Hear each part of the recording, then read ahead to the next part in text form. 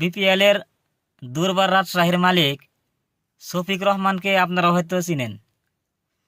এই মালটার মাথা পাগল হয়েছে, কারণ এই মালটা বলতেছে কি যে ধীরে ধীরে আইপিএল কে ছাড়িয়ে যাবে বিপিএল।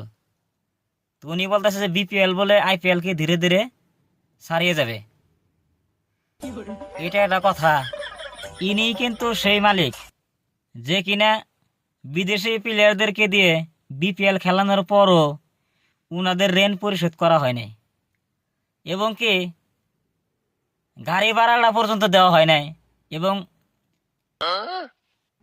রিপোর্টে জানা গেছে যে ড্রাইভার এসে নিউজের সামনে ডাইরেক্টলি বলে দিতেছে যে এখন পর্যন্ত আমার ভাড়াটাও দেয় নাই। আর সেই বলতেছে যে বিপিএল একদিন আইপিএল কে ছাড়িয়ে যাবে। এটা একটা কি কথা? এই মালটার মাল কোথায় আছে? এই মালটার মাথায় কি আছে একটু বলেন।